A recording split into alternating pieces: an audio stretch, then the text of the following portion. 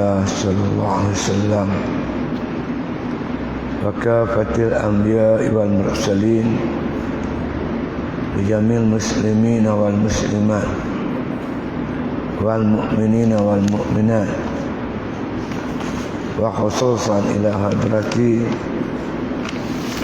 الشيخ بن عطاء الأسكندري شاء الله لهم الفاتحة.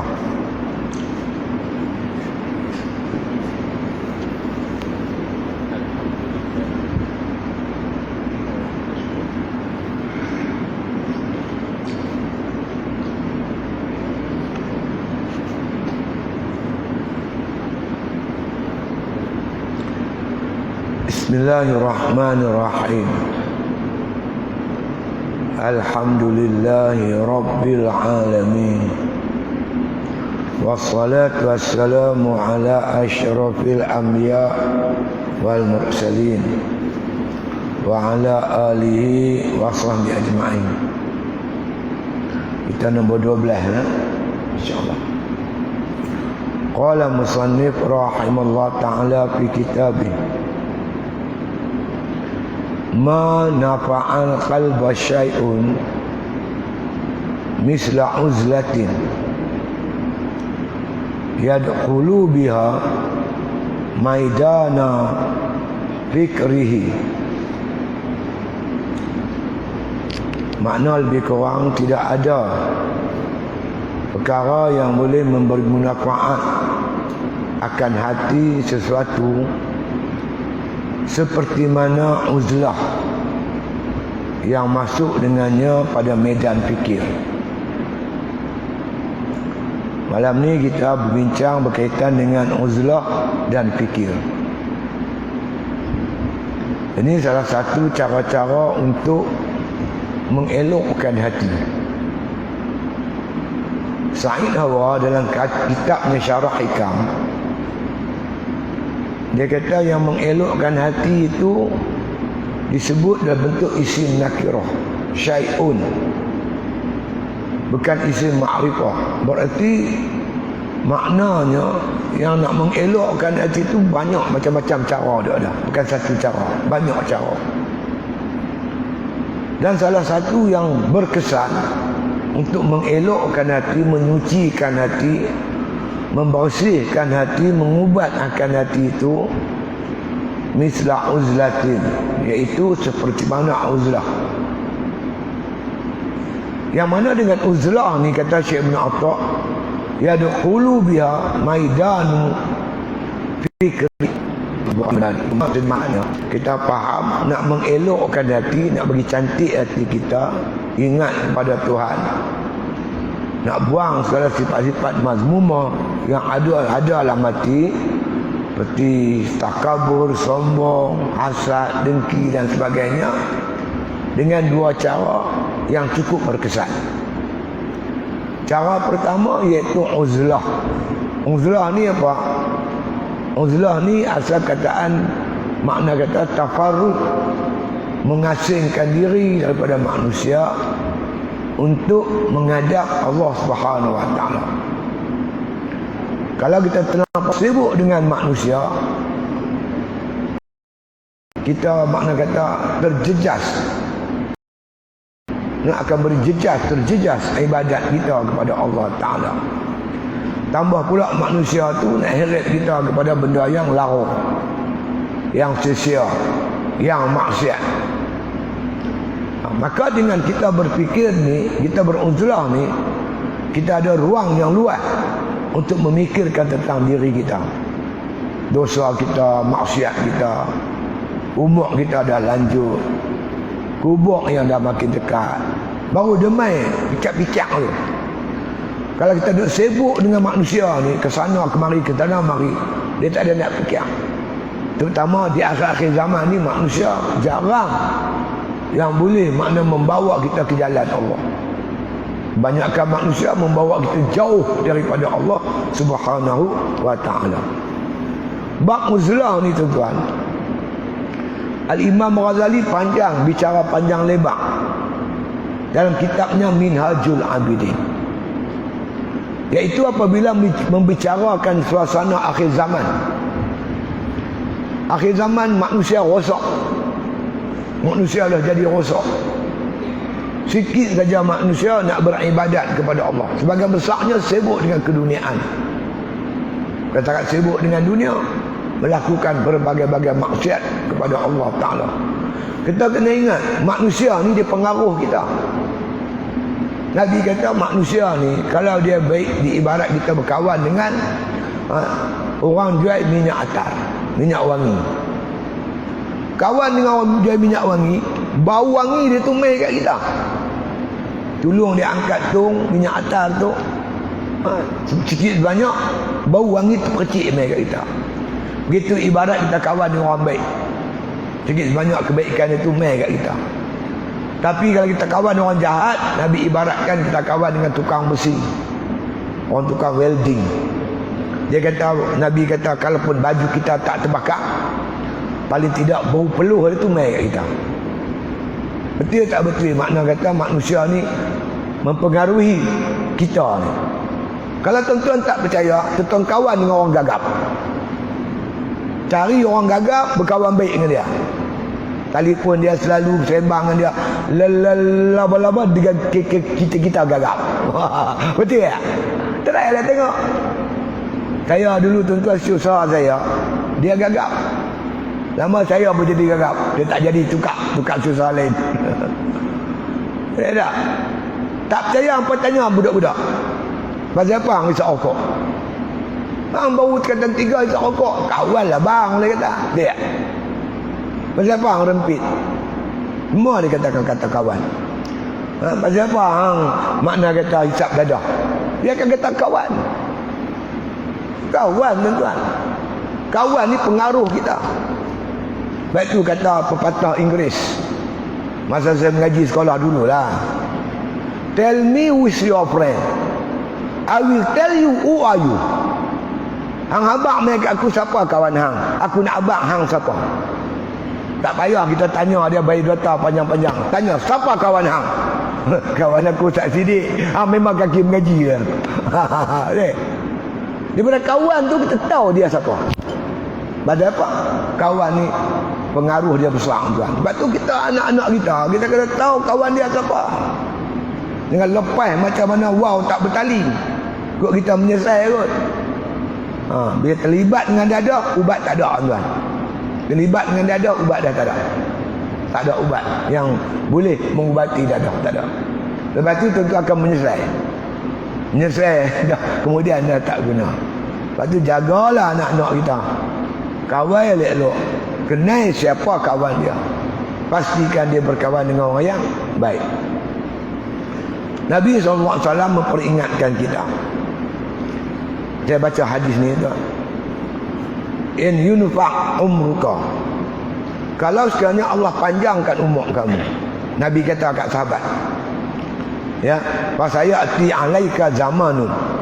Kamu akan jumpa satu zaman.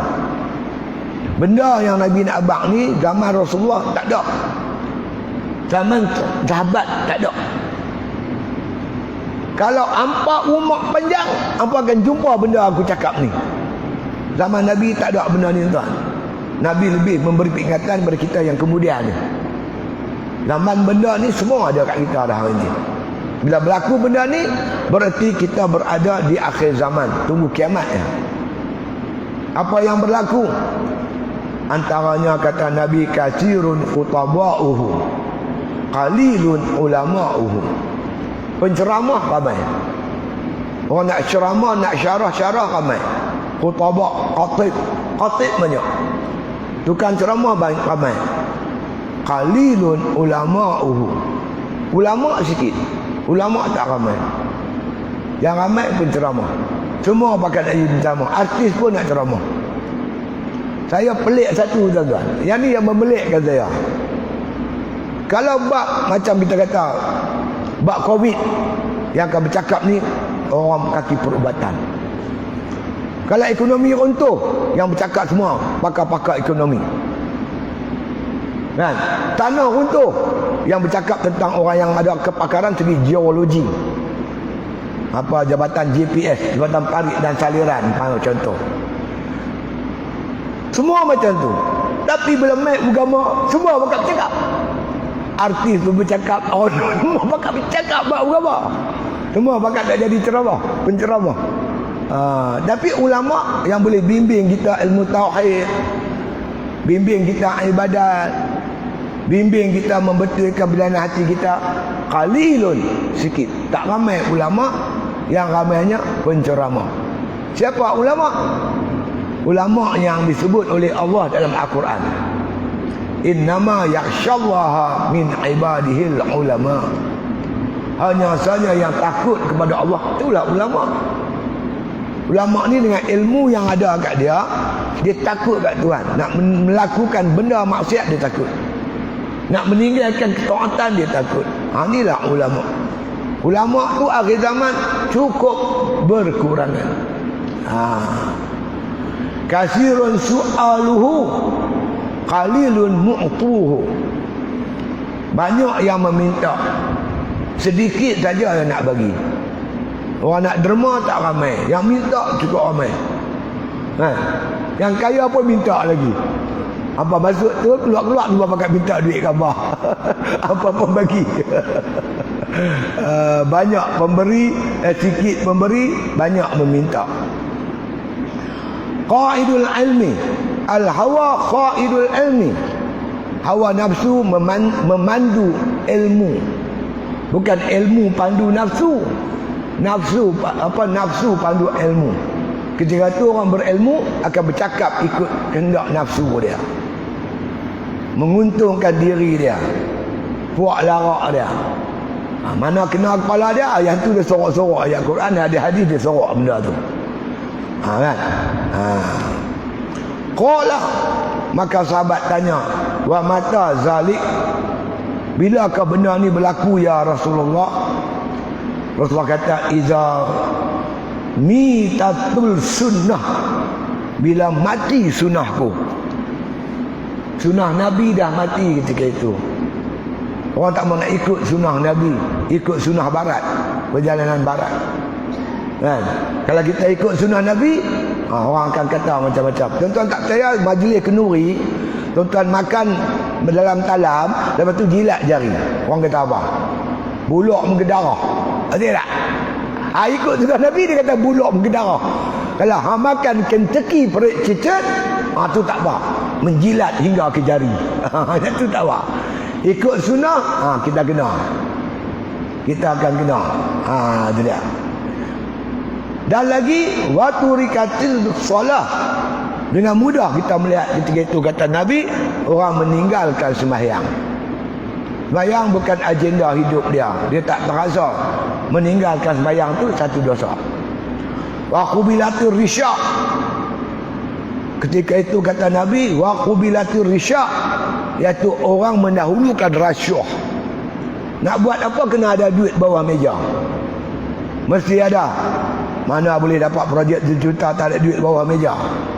10%. Mana ada? Nak buat apa? Semua berdepan dengan rasyuah. Akan sampai satu masa tuan-tuan, pengamal rasyuah dipuja pula tu. Kita tahu dia rasyuah. Mahkamah jatuhkan dia bersalah. Bukan mahkamah satu, mahkamah dua mahkamah. Tapi orang masih puja dia, sanjung dia. Walaupun terbukti dia telah melakukan rasyuah. Bimbang ni tuan-tuan.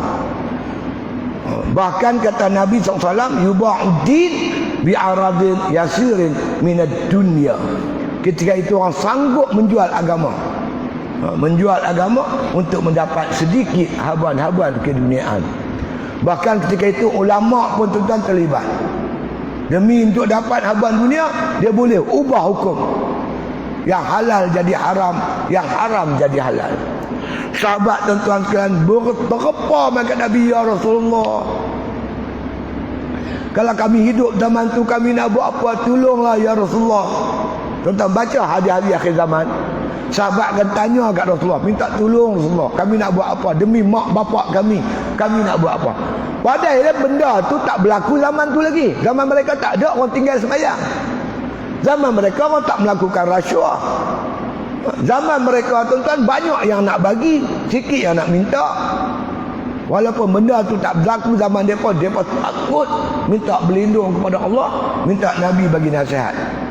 Kita ni tuan-tuan, benda yang Nabi kata dah berlaku depan mata kita. Dah berlaku, tentu sebutlah apa tanda-tanda kiamat yang tak berlaku. Tapi buat relax. Inilah kita tuan. Satu lagi sebuah hadis Yaumul Harj. Tuan-tuan dengar betul tak? Bila Nabi menceritakan Yaumul Harj. Yaumul Harj ni hari sempit. Sempit ni nak buat ibadat tak dan. Nak semayang tak dan, nak baca Quran tak dan, nak zikir semayang pun berebut. Tu dia baru tanya saya tu, dia berkata kita semayang ni bila bagi salam kiri kanan sapu muka, betul ke bid'ah Ustaz? Kan kita assalamualaikum warahmatullahi, assalamualaikum warahmatullahi wa qulil hamdulillahillazi lam yattakhidh walada sampai habis ayat sapu muka. Ada orang kata bid'ah. Dia orang tanya saya, betul ke bid'ah Ustaz? Saya kata memanglah sapu muka tu bid'ah. Tapi ahli sunnah ni yang mana? Sapu pungkok. Assalamualaikum, assalamualaikum, sapu pungkok belah. Tak ada nak wirid, tak ada nak zikir, tak ada nak doa. Pasal apa? Sibuk dengan dunia. Dunia ni agama apa ibadat ni dah jadi sempit tuan-tuan. Itu namanya Yaumul Harj. Maka tanya, Nabi menceritakan bila ditanya oleh sahabat, apa itu hari harj, hari sempit? Nabi kata hina la yu'manur rajulu jalisahu. Apabila tidak aman oleh seorang lelaki akan jalisahu. Apa jalisahu? Orang yang seduduk dengan dia, yang rapat dengan dia, dah tak aman. Duk kawan kacing-kacing, tipu menipu antara satu sama lain. Tak percaya cerai berniaga tengok. Kawan saya 2 orang tuan-tuan cukup rapat, kancing, pi sana berdua, pi sini berdua, kongsi seorang 50,000 meniaga ikan di market Seri Manjung. Lepas sebulan lepas tu mula dengar cerita, tak boleh harap Ustaz tipu kawan.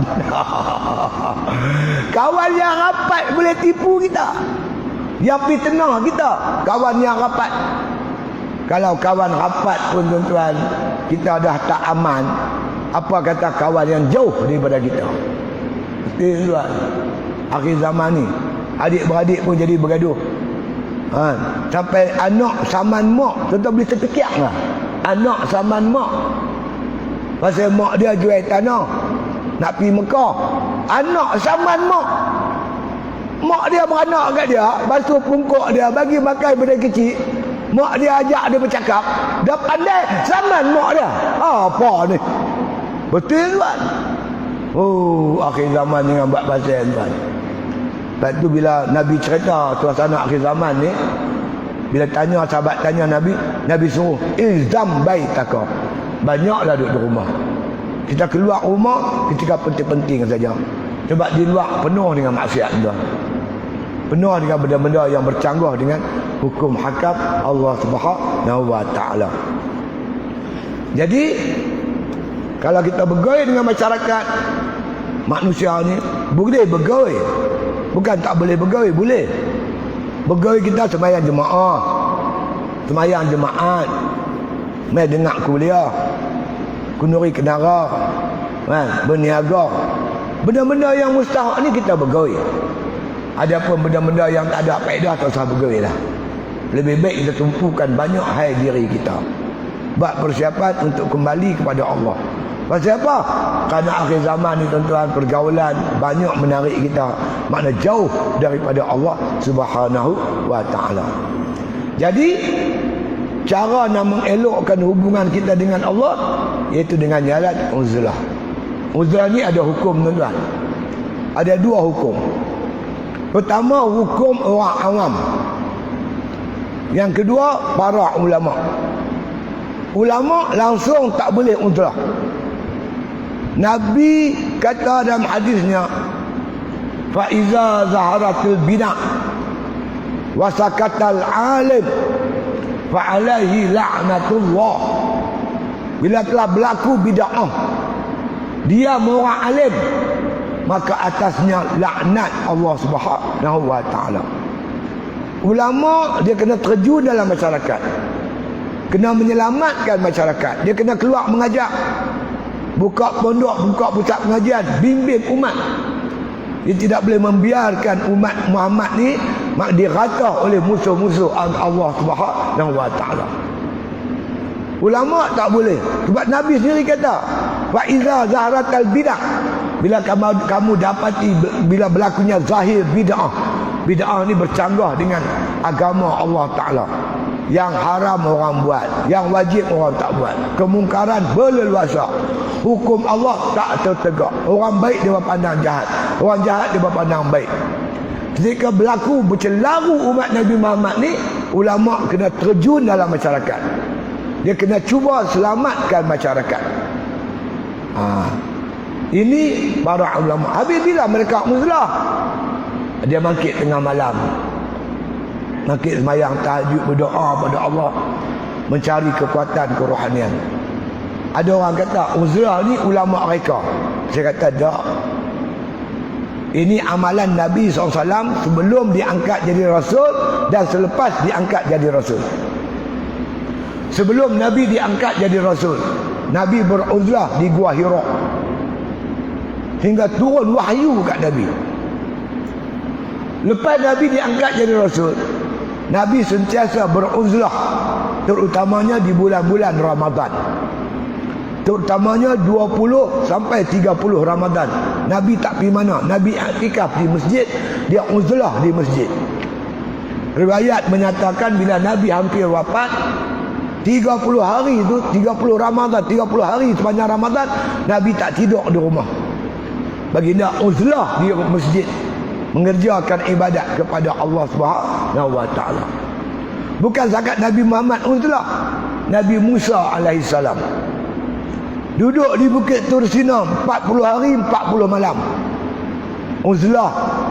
Sebelum dia Nabi Musa dianugerahkan oleh Allah, iaitu kitab Taurah. Nak turun kitab Taurah tu Nabi Musa uzlah. Kita hari ni pun tuan-tuan, kalau seorang profesor, cendekiawan, bijak, pandai, ulama-ulama nak tulis kitab-kitab yang bermutu tinggi, bolehkah dia bergaul dalam bentuk kesibukan? Duk sibuk-sibuk dengan orang ramai ni, boleh karang kitab tak? Ini tak boleh. Dia akan mengambil satu sudut, duduk dalam bilik dia, tutup handphone, keliling dengan kitab, baru dia karang kitab. Dia baru dapat keluar hasil-hasil yang bermutu tinggi tulisan dia tu. Jadi dengan uzlah. Saya tengok tuan-tuan ulama masa saya duduk di Kedah dulu, saya duduk pondok. Tok guru dia ada uzlah dia. Kalau tuan-tuan orang tua-tua ingat Tok Guru Haji Bakar Palestin, dia ni Tok Guru Pondok Ayat Hitam. Dia tuan-tuan sebulan 2 kali dia uzlah. Satu di Langkawi, satu di Jita. Di Langkawi saya tak pergi, tapi di Citra saya pergi. Ada kawan abang kata Tok Guru uzlah sini. Sepi kan? Sepi dalam kampung, jauh pada orang ramai. Dan kampung tu rumah ada 5-6 biji ya. Surau ni dia treatment tak ada. Ayat bagai ayat telaga di surau tu. Surau pun kecil. Dia duduk situ 2-3 hari, kemudian baru dia balik ke pondok dia. Kita sekarang pun ada ustaz-ustaz, ulama-ulama, dia uzlah macam mana? Dia pergi duduk Mekah, dia pergi umrah 2 minggu. Uzlah ni macam cas bateri lah. Macam cas bateri. Kita duk pakai handphone kan, bateri habis, kita kena cas. Begitu juga hati kita kena cas. Keluar sana ceramah, sini berjuang, sana berjuang sini. Kita kena ambil satu masa buat ibadat khusus untuk Allah Ta'ala, untuk kuatkan kerohanian kita. Itu namanya uzlah. Tapi pada dasarnya para alim ulama tak boleh uzlah. Uzlah mengasingkan diri pada masyarakat.